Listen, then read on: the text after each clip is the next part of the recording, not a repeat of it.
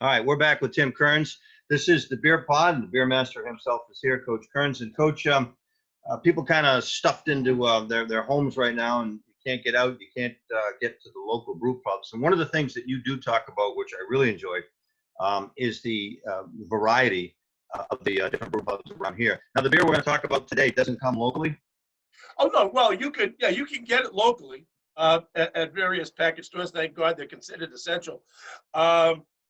Places like Henry's Market in Beverly has an extensive beer section as well as a wine section. Shameless plug there. It is my store. I also go to Depot Liquors in Beverly. They have a great, again, craft beer selection.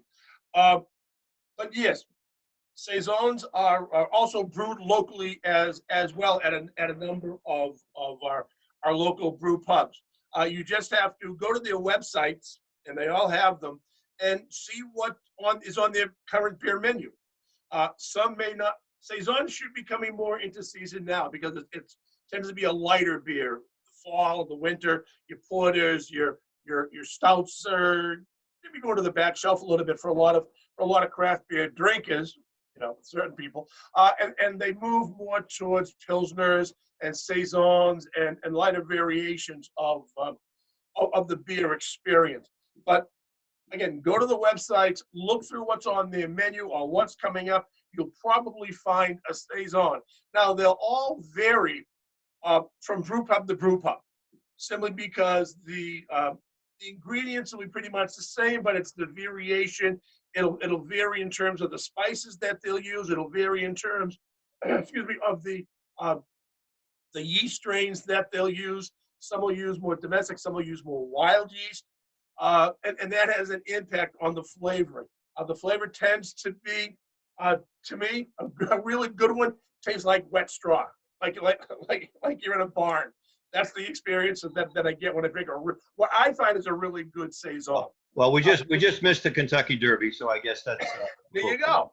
Yeah. Okay, so they tend to be creamy pale malt, a clean hop, and again varying by spices, but again very drinkable. The one we're going to do today, and you can hold it up there. Yeah, hold on here.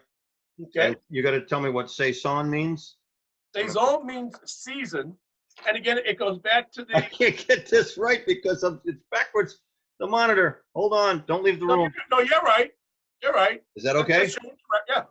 Okay. It's Tank 7 American Saison Ale from Boulevard in Kansas City, Missouri. These guys make excellent beers. 3 or 4, maybe 5 years ago, I was on a run of drinking everything that they produced because it was all top of the line. Again, I've since branched off on many different limbs to try other beers. But again, the Tank 7, now mine is backwards for some reason. I don't know why yours is. Well, that's what mine was backwards too. That's what I was going. Yeah. Okay. Maybe you're seeing it correctly.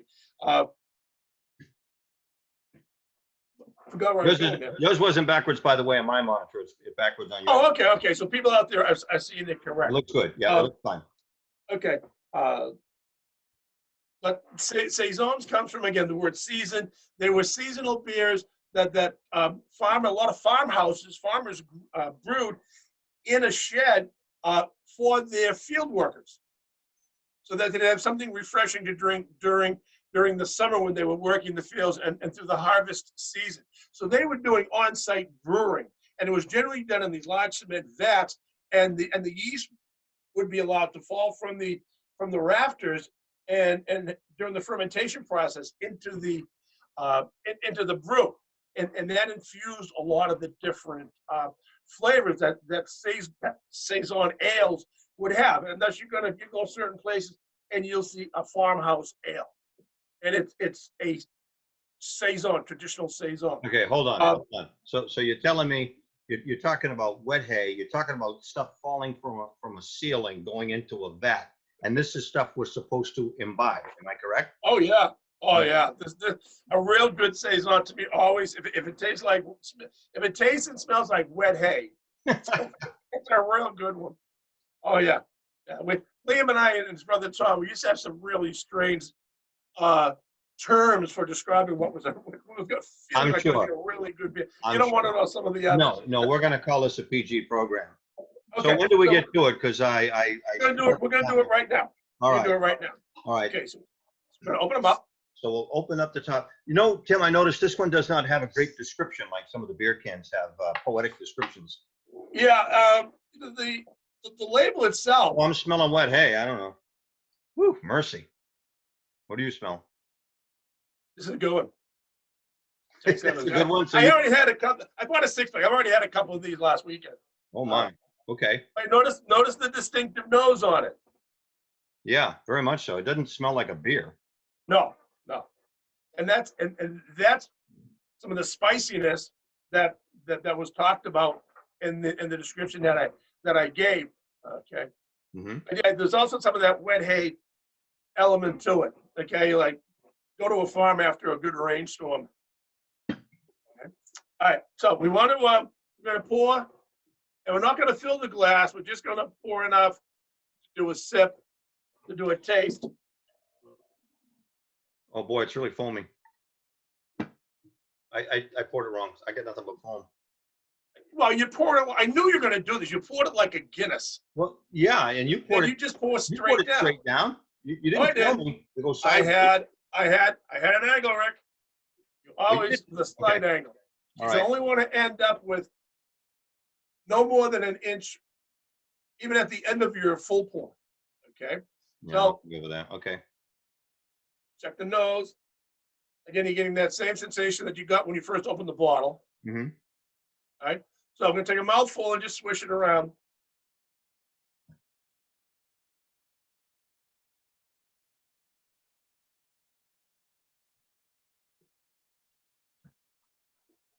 A whole lot of different tastes in there, isn't there? Yeah. Yeah. Well, Yeah, you got some spice. I sense almost a lemony taste. Is that wrong? A little bit, but there's a tartness. Uh-huh. There is a tartness that can show up. There's also a spiciness in here. Yes, yes.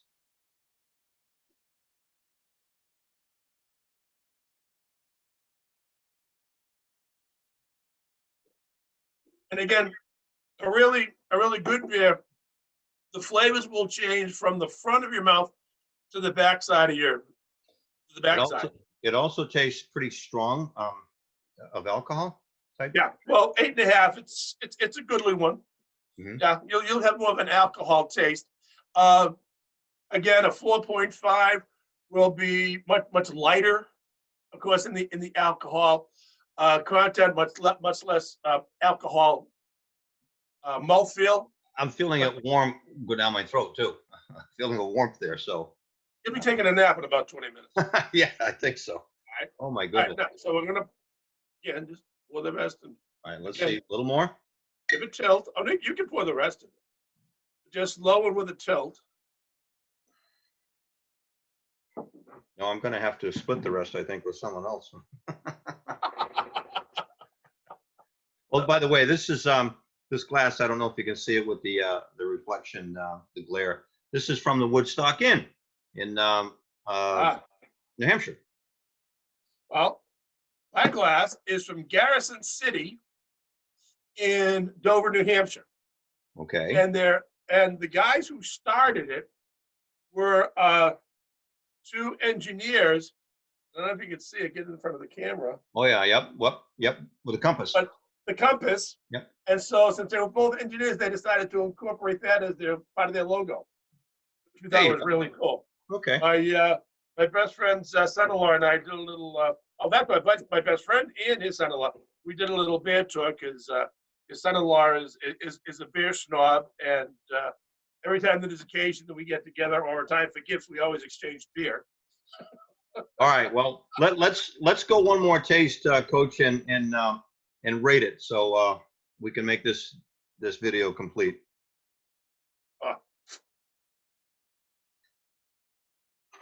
Never been disappointed with a Tank 7.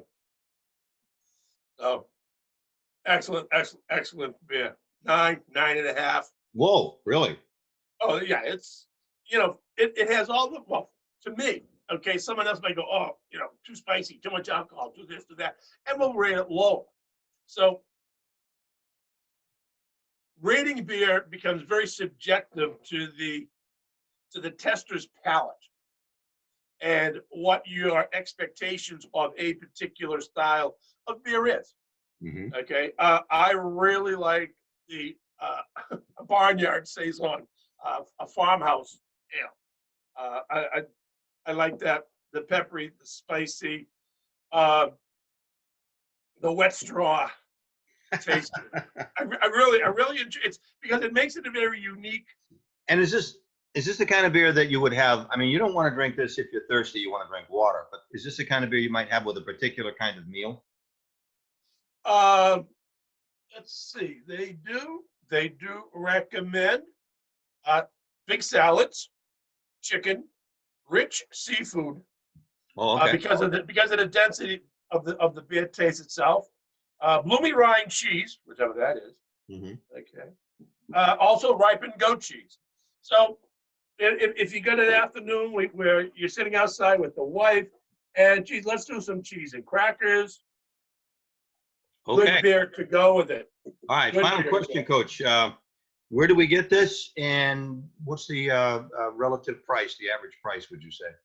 Uh, you can get this at most any craft beer store and most factory stores, as we used to call them.